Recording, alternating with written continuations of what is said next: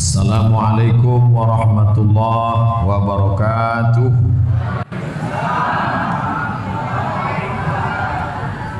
Orang kalau baru keluar duit itu memang susah bersuara. Bersyukur dengan mengucapkan alhamdulillah, berselawat dengan ucapan Allahumma salli ala sayyidina Muhammad wa ala ali Muhammad. Yang sama-sama kita hormati Al-Mukarram Dr. Andus Haji Muhammad Siddiq MA beserta seluruh keluarga besar Dewan Dakwah Islamiyah Indonesia.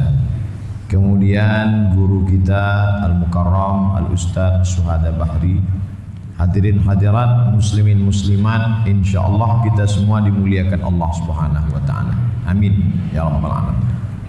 Saya seumur hidup baru sekali ini datang ke kantor Dewan Dakwah.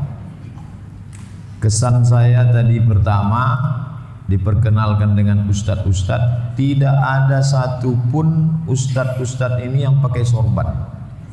Cuman saya sendiri. Sekarang baru saya tahu, rupanya yang paling murah sorban ini 12 juta.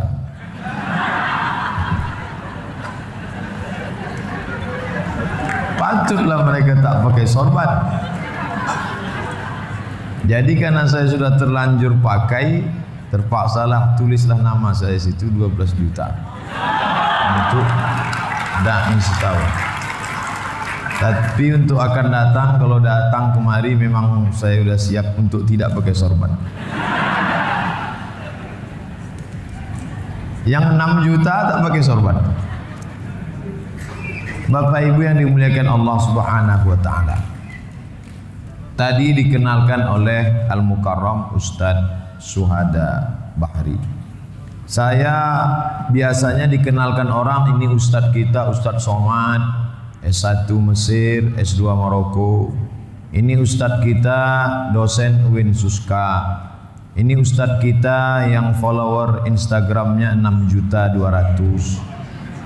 Tapi malam ini beliau mengenalkan saya, ini Ustadz Pedalaman.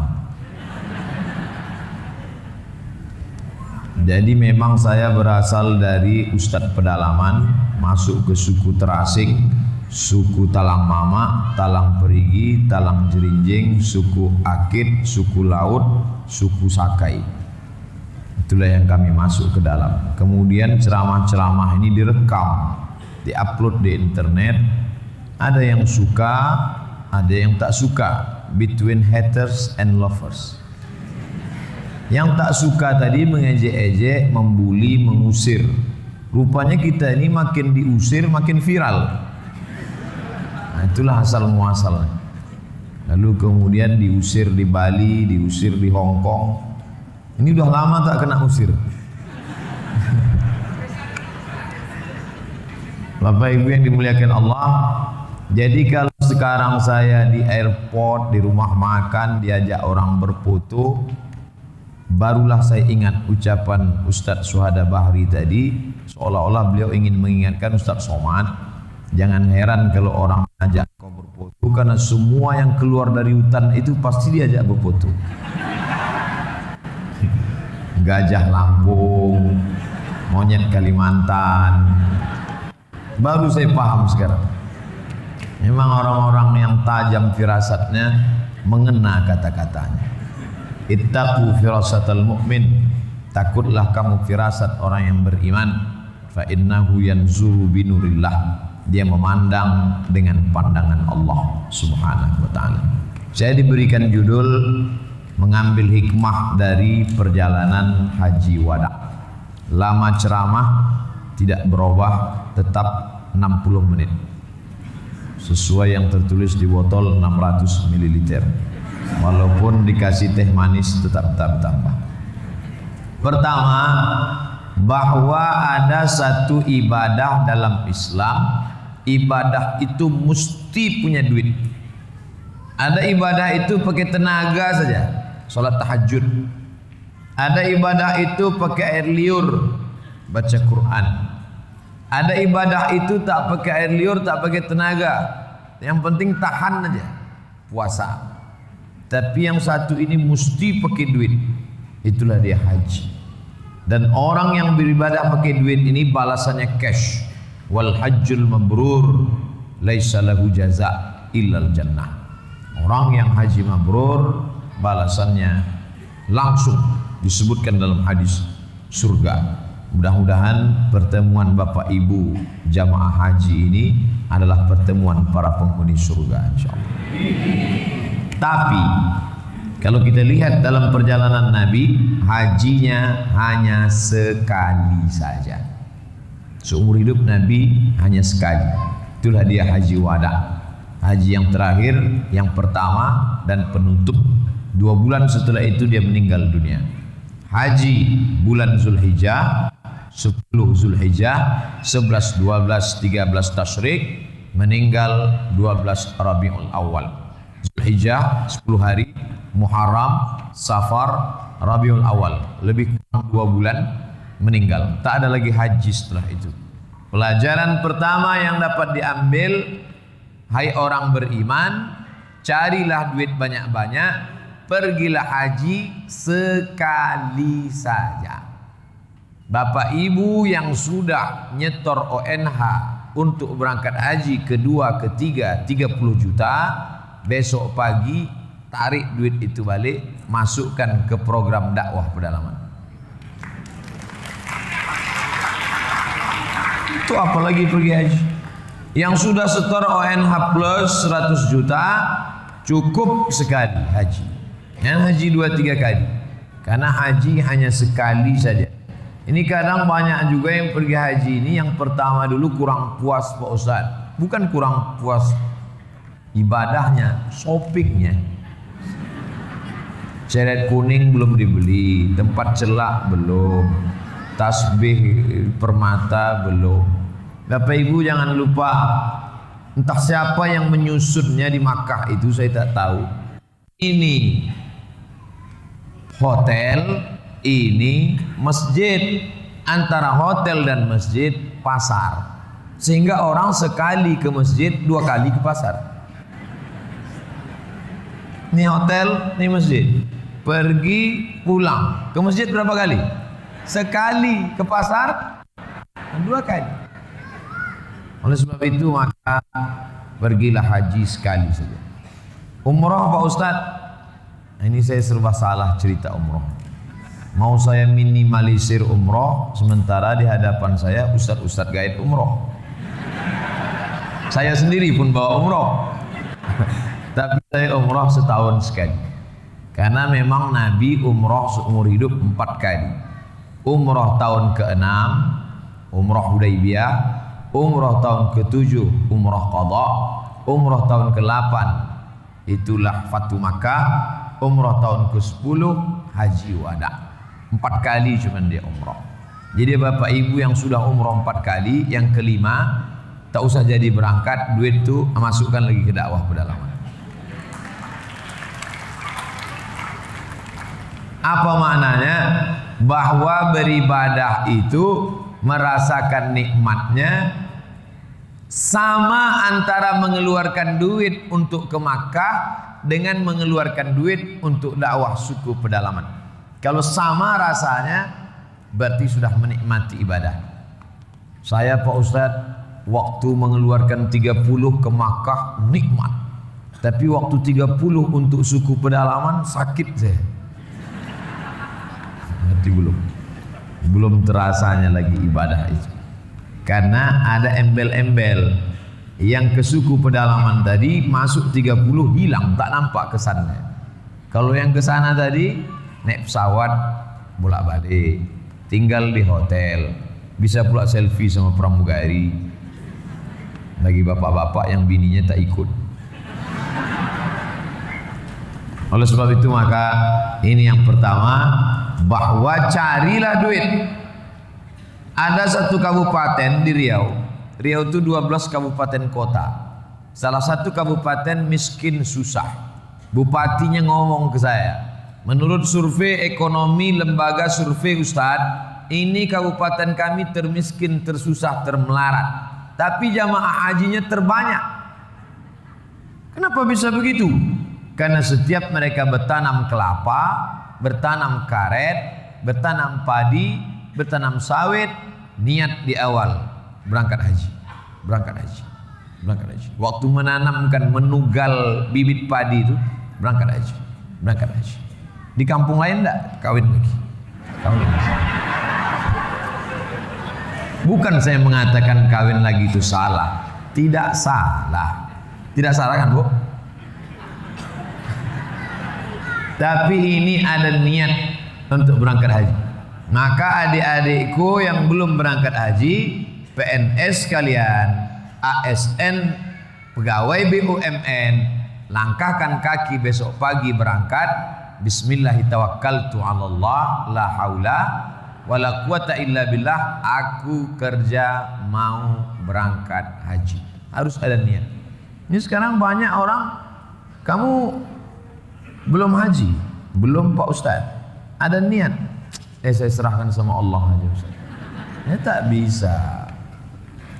Kalau tak ada gerak dari Allah, tidak. Nah, kalau gitu jangan makan.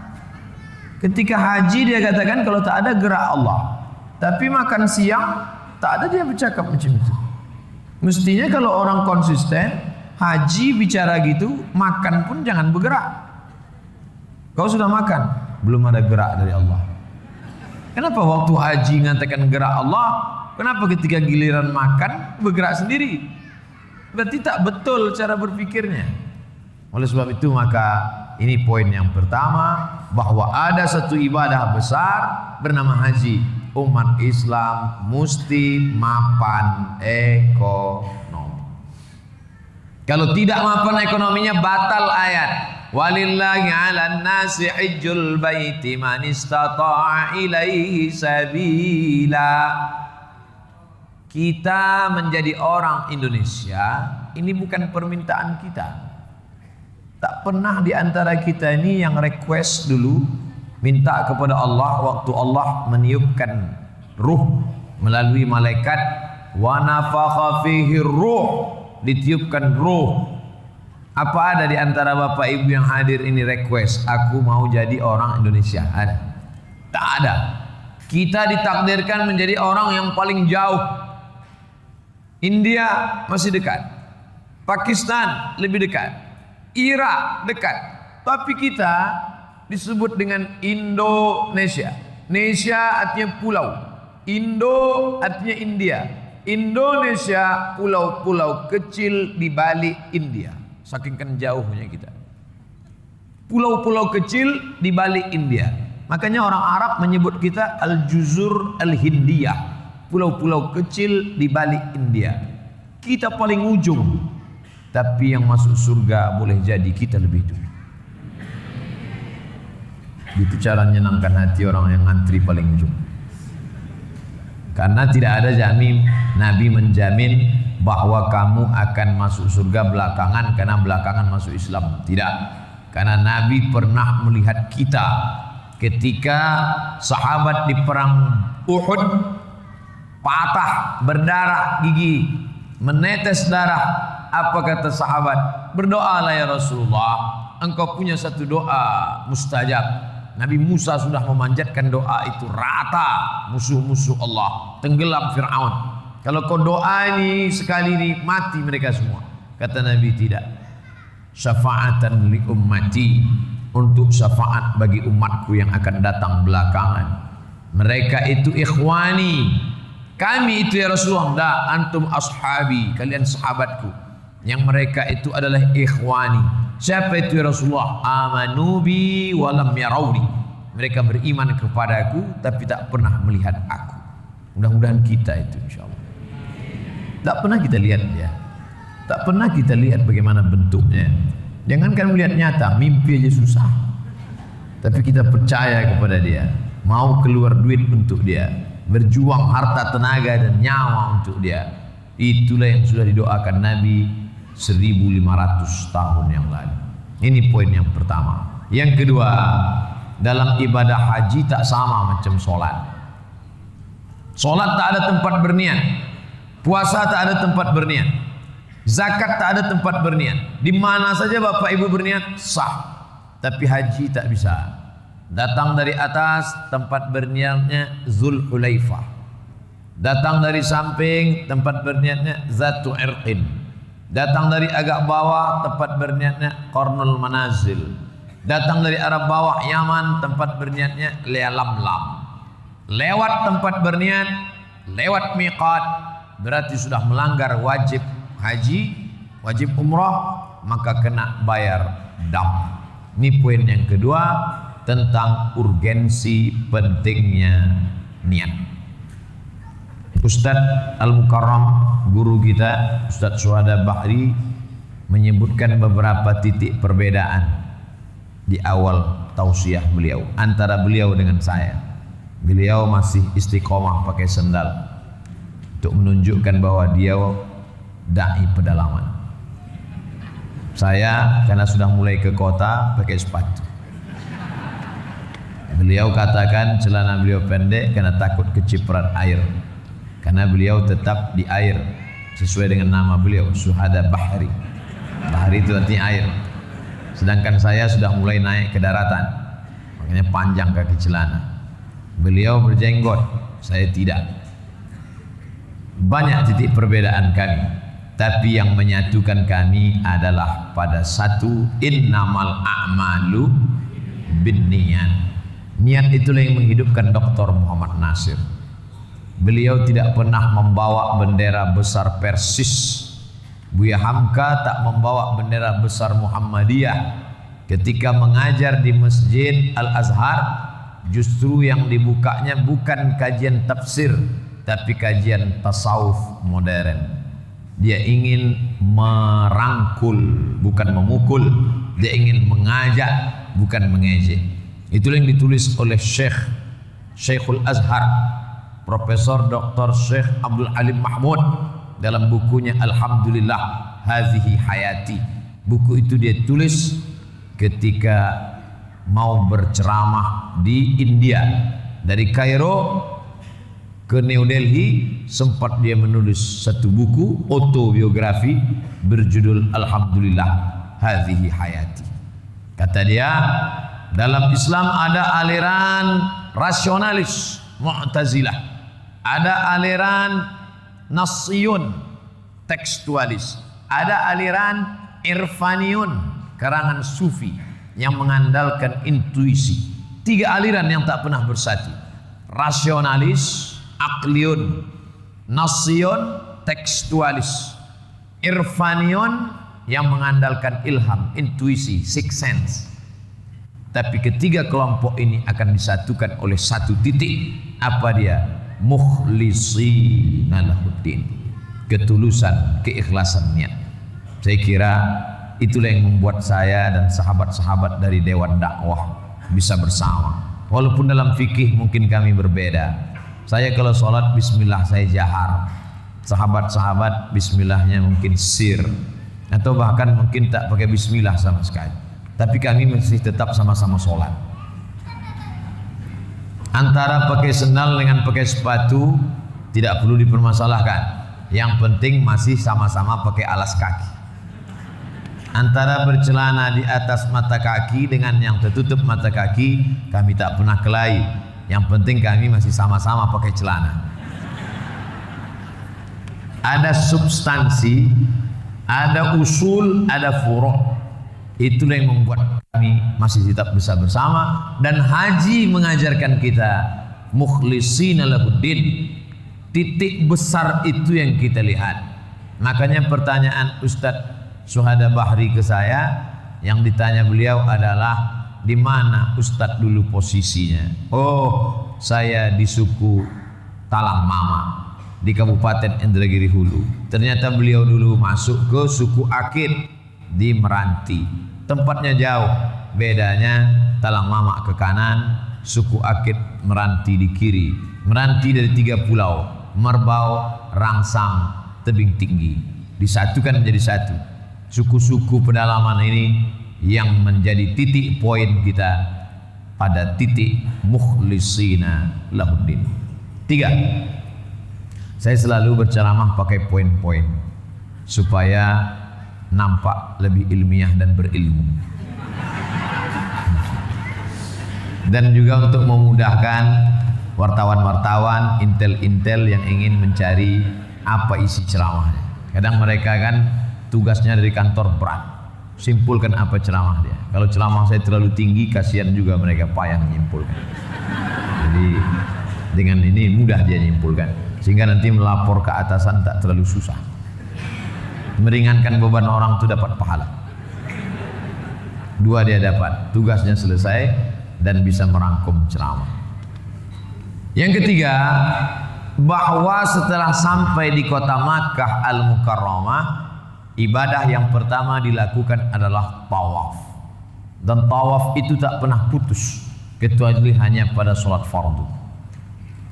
Selesai kloter 1 naik kloter 2, selesai rombongan 2 masuk rombongan 3, terus berputar. Itulah kehidupan. Dulu yang mengisi Jakarta, mengisi Indonesia adalah kakek kita. Selesai putaran mereka, masuk giliran bapak kita. Selesai giliran bapak kita, masuk giliran kita sekarang. Kita pun sudah tak lama lagi, nampaknya ada yang sudah putaran 5, ada putaran 7. Ada sedikit lagi mau Hajar Aswad. Tak lama lagi akan dilanjutkan oleh anak kita. Setelah anak kita, cucu kita. Harimau mati meninggalkan belang, gajah mati meninggalkan gading, manusia mati meninggalkan nama. Yang kan kau tinggalkan ini nama apa? Nama baik apa nama buruk? Oleh sebab itu kita hari ini mengenal nama besar. Siapa dia? Hadratus Syekh Hasyim Asy'ari. Mana orangnya? Tak ada. Siapa dia? Kiai Haji Muhammad Dahlan. Siapa dia? Syekh Ahmad Surkati. Siapa dia? Dr. Haji Abdul Malik Karim Amrullah. Siapa dia? Dr. Muhammad Nasir. Tapi jangan lupa, banyak juga nama yang tetap diingat. Siapa dia? Muso. Siapa dia? DNID. Siapa dia? Yang ini mati, yang ini meninggal. La taqulu liman yuqtalu fi sabilillahi amwat. Jangan kau katakan mereka mati. Bal ahya, mereka hidup. Walakin la tash'urun. Cuman kalian tak bisa merasakan kehidupan mereka.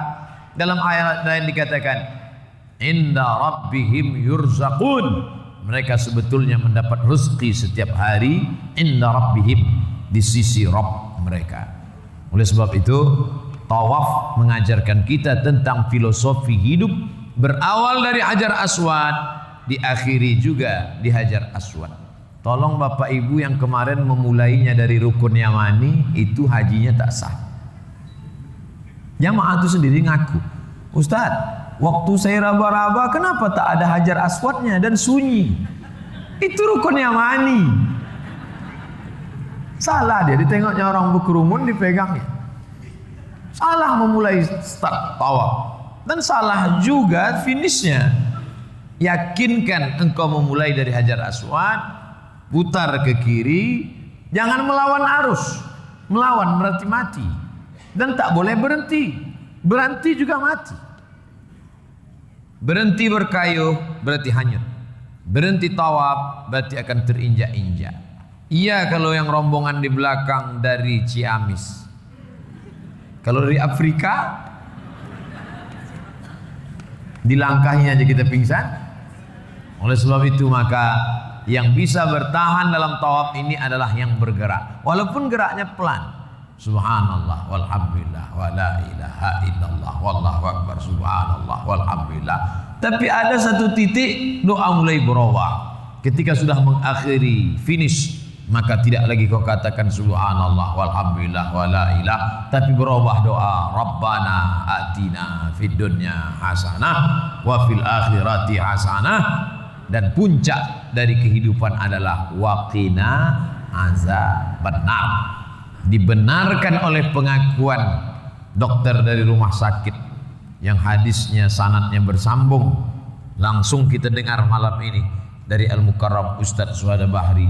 Ternyata yang selamat dari waqina azabannar hanya 7% saja. Sisanya hanya sekedar atina fid dunya hasanah wa fil akhirati hasanah, tak sampai waqina azabannar. Mudah-mudahan kita termasuk yang waqina azab benar. Man kana akhiru kalamihi la ilaha illallah dakhalal jannah. Siapa yang akhir kalamnya la ilaha illallah dakhalal jannah. Kenapa Ustadz menyingsing dengan baju? Saya ada feeling udah setengah jam. Betul. Saya awali 9.15, sekarang jam 10 kurang 15, 60 menit. 30 menit lagi insya Allah selesai.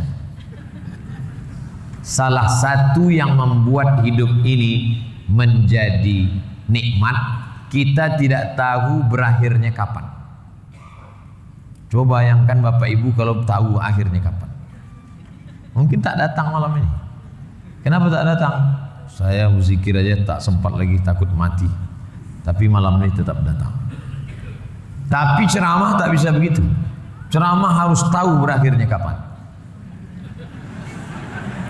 Makanya saya sampaikan itu. Saya ceramah 60 menit. Karena banyak orang menjadikan ustadz sebagai pelengkap penderitaan. Sudahlah di kantor ditekan atasan, di jalan kena tilang, di rumah ditekan bini, ustadz pula tak tahu entah kapan selesainya. Nah, maka saya ingin menyatakan selesai 60 menit, kesimpulan dapat ditarik. Berakhir tawaf, kemana lagi kita pergi? Jangan langsung kegiatan berikutnya. Tenggorokan kering, ambil sejenak air zam-zam. Filosofi yang keempat, bahwa ada rehat sejenak. Faiza faragta fansab. Selesai dari satu ibadah, fansab, jangan ada kosong. Berilah ibadah berikutnya, tapi harus ada istirahat sejenak. Ambil air zam-zam, menghadap ke kiblat. Allahumma inni as'aluka ilman nafi'an wa rizqan wasi'an wa shifaan min kulli da'in wa saqamin bi rahmatika ya arhamar rahimin. Kalau tak hafal doanya, gerak-gerakkan aja mulut.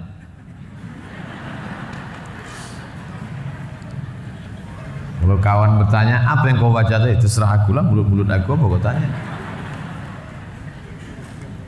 Apa yang dimintakan di situ?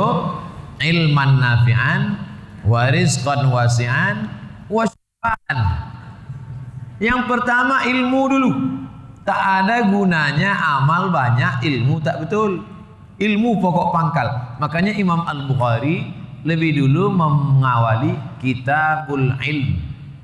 Bagaimana cara ibadah. Habis kitabul iman, baru kitabul ilm.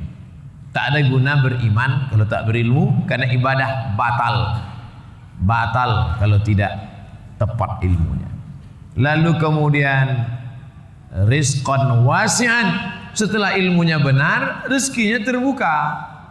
Karena janji Allah, walau anna ahlal qura amanu, kalau penduduk negeri itu beriman, wattaqau, bertakwa, iman, takwa muncul dari ilmu yang benar, beribadahnya benar, la fatahna alaihim barakat, kami bukakan barokah-barokah, rezeki terbuka, ilman nafi'an, wa rizqan wasi'an, wa shifaan, kalau sakit sembuh. Tak ada guna rezeki banyak badan sakit. Apa guna rezeki banyak badan sakit? Makanya ketika Nabi berkata, la yadkhulul jannata ajuz, orang tua tak masuk surga. Menangis nenek-nenek. Jadi kami yang tua ini tak masuk surga. Nabi senyum. Kata Nabi, maksudnya bukan orang tua tak masuk surga. Orang tua nanti masuk surga itu muda balik. Umur 70 balik 30 lagi. Dan setelah kita pikir-pikir betul juga. Coba bayangkan masuk surga umur 70 dikasih kacang goreng. Kan bisa ditelan. Oleh sebab itu maka tak ada gunanya kalau banyak pun rezeki kalau badan sakit. Maka yang dimintakan saat rehat sejenak, menarik nafas, ilman nafi'an, wa rizqan wasi'an, wa shifaan min kulli da'in wa saqamin. Tapi jangan lupa, bukan karena doa kita, tapi karena rahmatnya, birahmatika ya arhamar rahimin. Berusaha saja tak mau berdoa, sombong. Berdoa saja tak mau berusaha, pesong. Pesong bahasa Malaysia ya. Miring, tak betul. Maka kita di situ disuruhnya berdoa. Setelah berdoa, masuk yang kelima, sa'i. Kalau saya sedang manasik, saya tanya Bapak Ibu peserta manasik, apa tuh sa'i Bapak Ibu? Dari kecil Pak Ustaz. Sa'i buka kamus, sa'a yas'a, sa'i usaha. Berusaha. Kenapa usaha?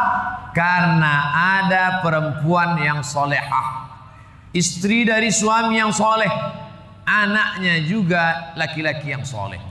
Nama suaminya Ibrahim, nama anaknya Ismail, nama dia Hajar. Tinggal di tanah suci, tapi dia tidak hanya mengangkat tangan minta air, dia naik ke bukit Safa, dia pergi ke bukit Marwah. Dari Safa ke Marwah, dari Safa ke Marwah tak ada air. Naik ke Safa tak ada air, naik ke Marwah tak ada air. Rupanya Allah mau kasih tahu, bukan karena usahamu itu air ada wahai Hajar, tapi justru ketika sudah kembali Allah tidak keluarkan air dari tumit Hajar. Kalau ada orang melihat air di bukit Safa dari tumit Hajar, orang akan berkata, ini kan karena usaha Hajar. Tapi ketika sekarang orang dapat berkata, air itu keluar bukan dari tumit Hajar, tapi air itu keluar dari tumit anak kecil yang belum pandai berjalan bernama Ismail. Digesekkannya saja sikit tumit itu ke pasir, memancar air. Apa kata Hajar? Zamzami. Berkumpullah air, berkumpullah Zamzam, berkumpullah. Air itu pun berkumpul, sudah diminum oleh seluruh orang di dunia selama 3.000 tahun lamanya. 3.800 karena Ibrahim pindah dari Babilonia ke Palestina 1.800 sebelum Masehi. Sekarang sudah 2.000. Berarti 3.818 tahun orang sudah meminum air itu tidak kering. Bapak ibu semua sudah minum air itu, baik Zamzam asli maupun yang palsu. Orang kita ini semua dipalsukan. Zamzam pun ada juga yang KW. Nauzubillah. Apa maknanya? Allah ingin menunjukkan, hai orang beriman, kau usaha aja. Lari kau ke bukit Safa, lari ke bukit Marwah. Kalau tidak dapat air, jangan putus asa. Boleh jadi bukan di Safa Marwah itu air dapat, tapi justru air sudah ada di tumit anak kecil yang belum pandai berjalan. Innama amruhu iza arada syai'an ayyakula lahu kun fayakun. Tapi jangan ceramah saya ini dipelintir. Besok bapak dibangunkan istrinya, bang, abang tak pergi usaha. Allah memberikan air dari tumit kaki yang belum pandai berjalan. Ini ceramah sungsang namanya. Ceramah saya itu utuh, jangan dipotong. Maknanya apa? Usaha dulu. Bahwa tidak berhasil dalam usaha, Allah ingin menguji. Dalam hidup ada jihad, dalam jihad ada balasan, dalam balasan buah daripada amal. Maka kalau tidak ada usaha, sia-sia. Maka di sana ada filosofi sa'i. Yang keenam, setelah itu tahallul. Rahimallahul muhalliqin. Allah mencurahkan rahmatnya bagi orang yang mencukur habis. Yang paling afdal cukur habis, licin bersih. Tapi kalau tidak pun muqassirin, potong pendek. Apa maknanya? Rambut baru, semangat baru, tumbuh sesuatu yang baru. Dosa masa lalu lama bersihkan semuanya, bersih. Makanya begitu bapak sampai ke bukit Marwah, selesai tahallul, sampai di Marwah, keluar dari pintu kanan, nampak besar barber shop. Masuk ke dalam 15 real, pakai listrik. Rasa tanggal kulit kepala. Muqassirin, muhalliqin, bersih. Maka al-umratu ilal umrati kaffaratul lima bainahuma. Dari satu umrah ke umrah berikutnya menjadi penghapus dosa. Sebagaimana tumbuh rambut baru, begitulah kita keluar. Kharaja kayauma waladathu ummuh, keluar seperti pada saat dia dilahirkan dari rahim ibunya.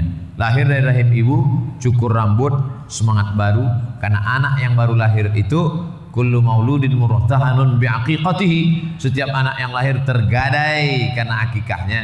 Yuzbahu anhu yauma sabi'ihi, tuzbahu anhu yauma sabi'ihi, sembelihkan kambing di hari ketujuh. Yuhlaqu, dicukurkan rambutnya. Itulah mengapa kita bercukur, sebagaimana keluar ke alam dunia cukur bersih, begitu jugalah yang punya masa lalu bersih sebagaimana dulu keluar dari rahim ibu. Maka orang-orang yang pelaku dosa, yang gelap dunia, maka balik dari haji itu bersih. Tapi banyak juga orang merasa dinding sudah bersih, kotori sekali lagi. Ibu kemarin waktu di tanah suci kan bajunya panjang, menutup aurat. Ini kenapa tuntutan skenario, Pak? Saya profesionalisme kerja aja. Nah, ini yang terjadi sekarang. Tak ada kesan. Padahal makna mabrur adalah ada perubahan. Saya heran nengok Pak Haji itu Pak Ustaz. Tak ada perubahan. Dulu sebelum berangkat bercelana pendek. Sekarang tak bercelana sama sekali. Nauzubillah. Yang ketujuh, ini khusus hanya ada pada haji. Al-Hajju Arafah. Kalau tidak bisa tawaf, bisa didorong. Tidak bisa melontar jumrah, bisa badal, dilontarkan. Tidak bisa sa'i, bisa dorong. Tapi kalau untuk wukuf, tak ada tawar-menawar. Makanya ada istilah safari wukuf.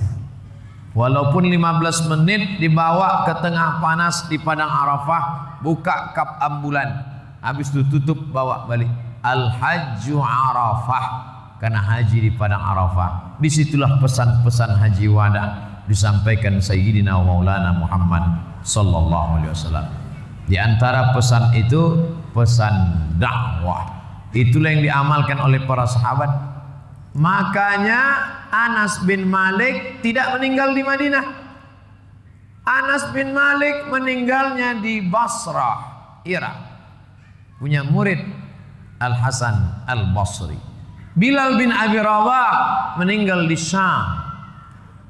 Kemudian sahabat Nabi Abdullah bin Abbas di Taif. Artinya apa? Sahabat Nabi bertebaran.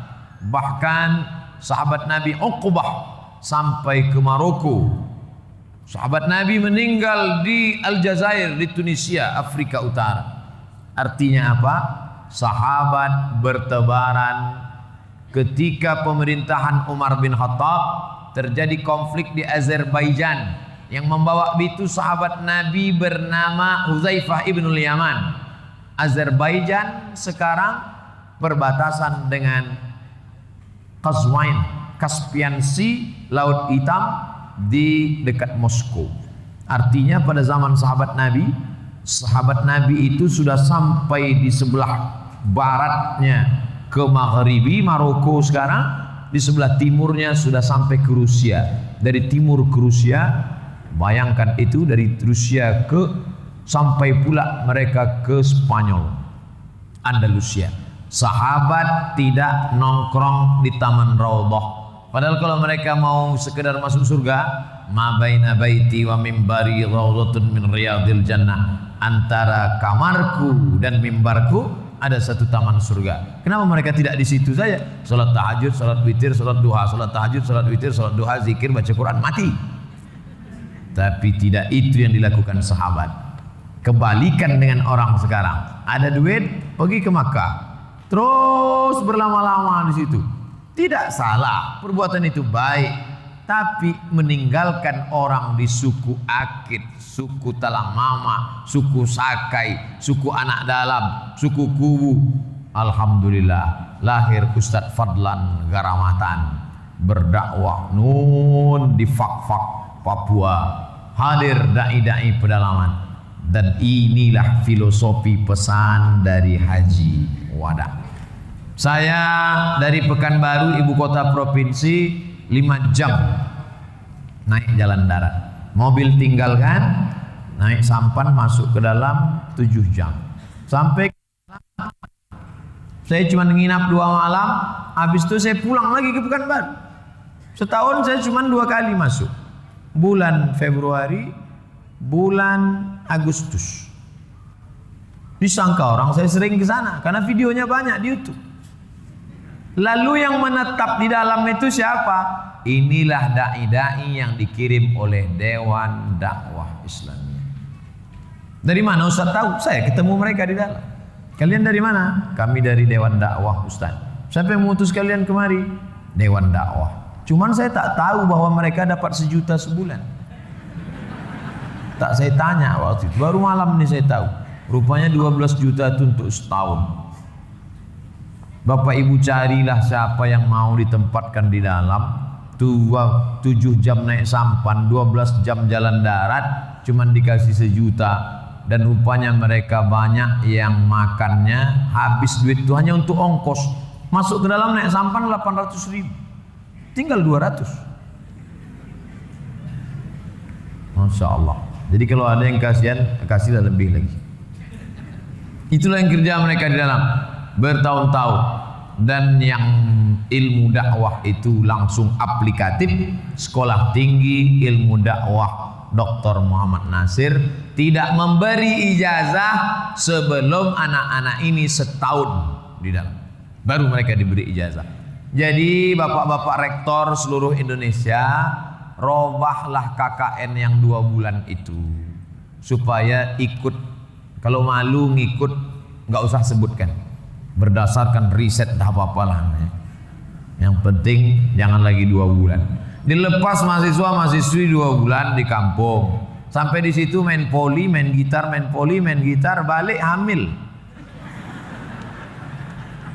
Apa pun tak ada. Saya kalau pergi ke tempat anak-anak KKN, saya tanya, di mana kalian tinggal?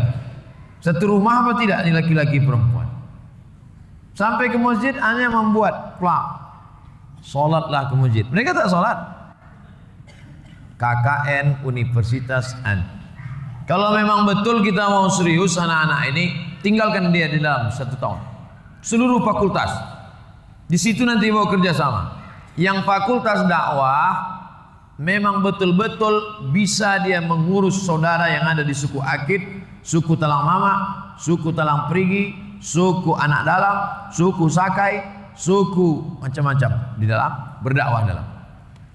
Barulah terwujud yang disebut dengan integrated curriculum, integrasi antara kurikulum agama dengan umum. Yang dari Fapertapet, Fakultas Pertanian dan Peternakan, maka prakteknya di dalam juga. Bagaimana mereka bisa membuat karamba ikan, ternak ikan lele jumbo, ternak kambing, ternak sapi di dalam. Yang dari Fakultas Sains dan Teknologi, praktek juga ke dalam. Bagaimana tanpa diesel, tanpa minyak, tanpa solar bisa musola itu hidup dengan lampu listrik. Kalau cuma 2 bulan, jangan heran sarjana Fakultas Perikanan kerja teller di bank. Karena dia tidak pernah membuat tambak di atas kertas. Kalau disuruh buat makalah ikan, tahu dia ikan menurut etimologi, ikan menurut terminologi sejarah ikan, tambak ikan, tapi dia tak pernah jumpa ikan. Asik makan sardin. Oleh sebab itu maka seluruh fakultas ini baru bisa berintegrasi. Materinya dari mana? Dari Fakultas Usuluddin. Menerapkannya Fakultas Dakwah. Nanti teknologinya Fakultas Saintek. Fakultas Kedokteran masuk praktek ke dalam. Alhamdulillah yang bersama dengan kami selama ini Bapak Ibu dokter-dokter dari Puskesmas. Karena kita tak bisa tablik akbar di suku pedalaman. Saya masuk ke dalam tak ada mereka kenal. Tak ada satupun ngajak berfoto. Mereka tak tahu. Signal tak ada. Di suku Talang itu begitu kita masuk balik seperti zaman batu, tak ada lagi signal. Kalau mau ada nampak signal mesti manjat satu batang pohon tualang besar. Dan yang bisa manjat itu cuma 1 orang. Nanti HP itu dibawa ke atas goncang-goncang baru masuk SMS. Dan yang memanjat itu tak pula bisa membaca. Buta huruf. Oleh sebab itu maka ini mesti kurikulum kita ini mesti diperbaiki. Tidak apa-apa S1 5 tahun. 4 tahun itu dia fokus materi, 1 tahun itu memang betul-betul dia belajar dari kehidupan. Bapak-bapak yang anaknya manja, dikasih motor, dikasih gadget, dikasih HP, dikasih duit, dikasih paket 4 giga. Coba anak kalian yang manja-manja kirim ke dalam setahun. Kirim. Kalau ada anak bapak ibu yang manja, sikit-sikit mak, sikit-sikit pak, kasihkan ke Dewan Dakwah biar dikirim setahun. Insya Allah balik 2 gendang. Kalau tak manja jadi orang mati di dalam. Bapak ibu yang dimuliakan Allah, berdikari, mandiri di dalam. Bagaimana dia menangkap ikan, bagaimana dia bersosialisasi dengan orang di pedalaman.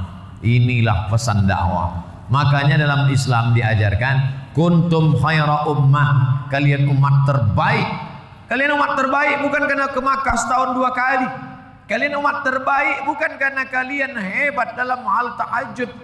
Kalian umat terbaik ta'muruna bil ma'ruf, ajak orang buat baik, wa tanhauna 'anil munkar, larang orang buat mungkar. Tapi yang dilakukan Abdul Somad sekarang tablik akbar.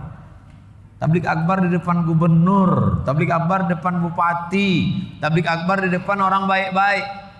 Siapa yang menyentuh di pedalaman Kalimantan, pedalaman Sulawesi, pedalaman Papua, pedalaman Sumatera, pedalaman Jawa? Bukan basa-basi, saya yang sendiri mengalami. Masuk saya ke suku Akit di Meranti, Dewan Dakwah juga yang mengirim. Masuk saya ke suku Talang Mama, Dewan Dakwah juga yang bertahan di dalam. Di satu kampung, satu calon sarjana, satu kampung. Itulah yang Bapak kirim tadi. Saya berharap yang tadi itu baru DP-nya aja. Akan ada yang lebih besar lagi ke depan insyaallah. Amin. Man jahaza ghaziyan faqad ghaza.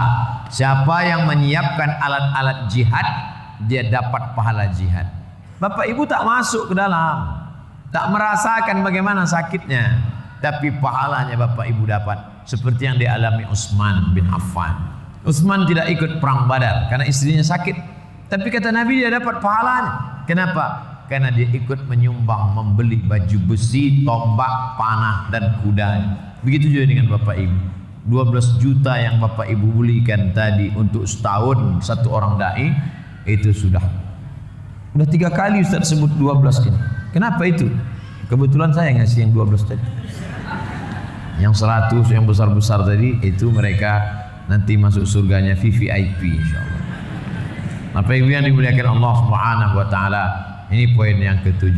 Poin yang ke-8, bahwa setan tidak pernah berhenti berbisik. Tak pernah berhenti. Itulah mengapa dalam haji ada melontar jumrah ula, jumrah wusta, jumrah aqabah. Kenapa ula? Kenapa wusta? Kenapa aqabah? Ula karena Ibrahim lama tak punya anak. 86 tahun umur Ibrahim, barulah lahir Ismail.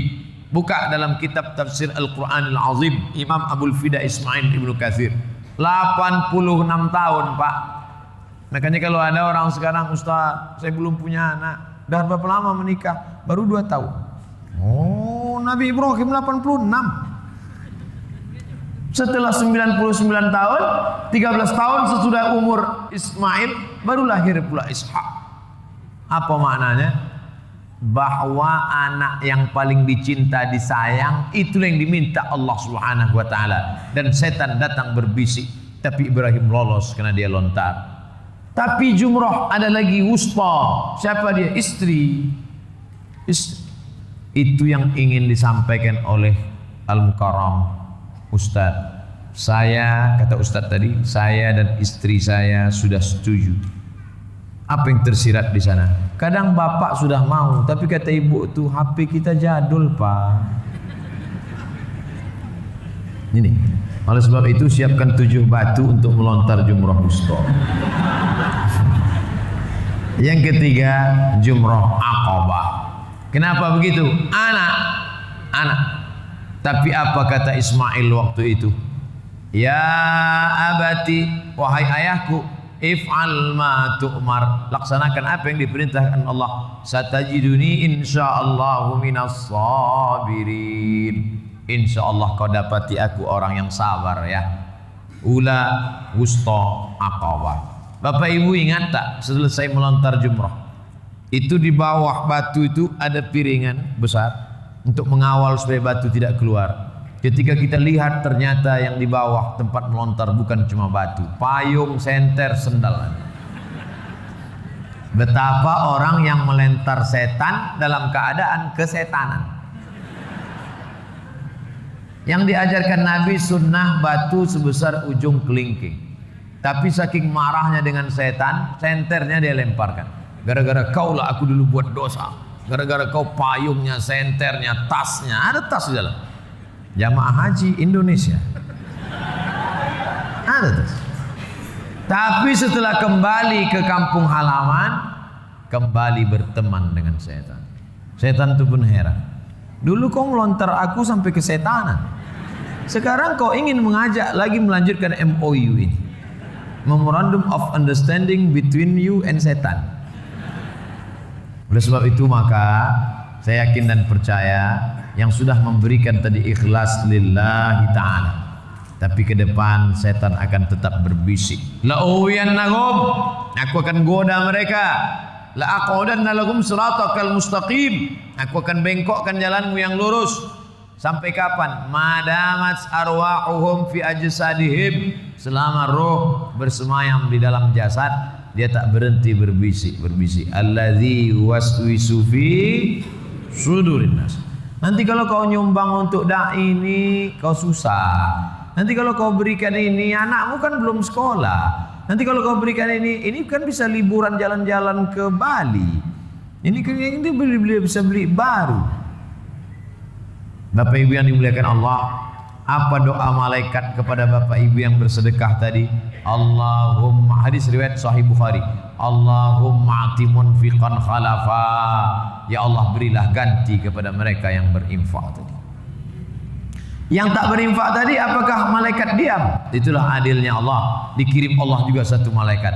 Apa kata malaikat? Allahumma ati mumsikan talafa, yang tak bersedekah tadi beri dia kebinasaan ya Allah. Maka segera hubungi panitia. Nanti udah selesai, jangan sekarang nampak kali kan. Nanti udah agak-agak selesai. Ustaz Somad, ya ini kakak saya Ustaz. Alhamdulillah, tapi dia sudah meninggal Pak Ustaz. Innalillah. Dulu Pak Ustaz, gelang, cincin, anting, subang, masa itu cuci tangan Ustaz. Asal dapat SPPD keluar kota beli cincin, gaji 13 beli gelang, ini beli anting. Secuci tangan Pak Ustaz. Mana emas itu sekarang? Dilarikan lakinya untuk kawin lagi. Ini true story, kisah nyata. Makanya ibu-ibu yang banyak cincin gelang, kasihkanlah ke Dewan Dakwah. Saya bukan menghasut, enggak. Ini sekedar cerita aja. Ibu simpan-simpan, bapak tuh udah lama melirik. Ini Ustadz nih ceramahnya selalu giliran meninggal perempuan aja yang meninggal. Oke, kalau gitu kita balik. Bapak asal dapat duit, cita-cita buat rumah besar. Dapat proyek, beli mobil besar. Rumah besar bapak itu nanti akan dijual, dibagi-bagi ahli waris. Habis. Mobil besar bapak itu akan dinaiki suami ibu itu yang baru, brownies. Terus terang, banyak udah contoh Pak. Ini saya cerita true story, kisah nyata. Rumah besar tinggal, mobil besar tinggal, bini besar tinggal. Yang kekal abadi mana? Itulah yang dikirimkan ke suku pedalaman Dewan Dakwah. Jadi Bapak Ibu, setelah saya sampaikan ini, mau disimpan juga tak sedekah, tak apa-apa. Saya tidak nakut-nakuti, tapi dia akan hilang. Ada banyak contohnya. Habis. Iya kalau anak-anak dibawa malam ini, tersentuh hatinya, masukkan pondok pesantren, mati kita berdoa dia. Rabbi firli wali walidayya warhamhuma kama rabbayani shaghira. Iya kalau anak-anak itu dimasukkan sekolah agama, SDIT, SMPIT, SMAIT, Islamic Boarding School, pondok pesantren, tahu dia membisikkan ke telinga kita saat sakratul maut yang 7% tadi. La ilaha illallah. Karena dia diajarkan di sekolah, laqinu mautakum, talqinkan orang yang mau sakratul maut telinga sebelah kanan, la ilah. Sakratul maut ini paling berat, makanya bibir tak bergerak. Menyebut nama saya, bibir bergerak, Abdus Somad. Tapi menyebut la ilaha illallah, bibir tak bergerak. Berat menggerakkan bibir waktu sakratul maut. Tak. Cukup lidah saja, la ilaha illallah. Mati. Ternyata menggerakkan lidah itu pun informasi valid malam ini 7%. Bayangkan kalau sakratul maut itu bibir bergerak, mungkin 1%. Bibir tak bergerak pun yang lulus cuma 7%. Nauzubillah. Oleh sebab itu kalau Bapak Ibu mau selamat, shadaqatus sirri, hadis sahih, tutfi'u ghadabar rabbi, shadaqatus sirri tadfa'u mitatas su'i. Kalau mau mati husnul khatimah, maka bersedekah. Ada seorang anak muda meninggal di depan makam Ibrahim dalam Masjidil Haram, pakaian ihram, habis tawaf, bersuci di tempat paling suci, di sujud terakhir tempat makbul berdoa. Anak muda meninggal. Orang datang ke rumah ibunya, ini anak ibu. Iya. Gimana bisa dia mati husnul khotimah? Indah sekali matinya. Aku tidak tahu, kata ibunya. Tidak disetting ini matinya, bukan pencitraan ini mati. Kok bisa dia mati sujud terakhir? Kami tak tahu. Seminggu setelah itu datang janda membawa anak yatim. Apa kata janda? Ini anak ibu, setiap bulan sepertiga gajinya dia berikan ke kemari, dan kami ingin berterima kasih kepada almarhum. Makanya nanti kalau ada bapak meninggal sesudah itu datang janda, itu ciri husnul khatimah. Baik-baik yang dimuliakan Allah Subhanahu wa taala. Kalau mau tertolak dari mati jelek su'ul khatimah, sedekah, sedekah, sedekah. Tak ada jalan lain. Kullu mri'in tahta zilli sadaqatihi. Setiap orang akan bernaung. Sekarang kita bernaung enak, cantik, indah. Tapi nanti ini tak ada. Di mana kita bernaung? Tahta zilli sadaqatihi. Di bawah sedekah. Saya dalam hal ini kita yang rendah-rendah tadi boleh iri. Karena yang memberi 100 juta tadi itu di akhirat atapnya tebal cor 1 meter. Yang 100 juta tadi. Nanti kalau jumpa di akhirat, jumpa nanti di padang mahsyar, orang kepanasan dia santai. Nah, itu 100 juta. Kalau yang 50 itu Sunda Plafon lah. 50. Kalau yang 12 juta tadi itu terpal lah kayak. Kalau nampak nanti ada terpal, nah ini geng yang setahun itu nih. Adapun di bawah itu tak usahlah kita sebut, kasihan kita. Bapak Ibu yang dimuliakan Allah.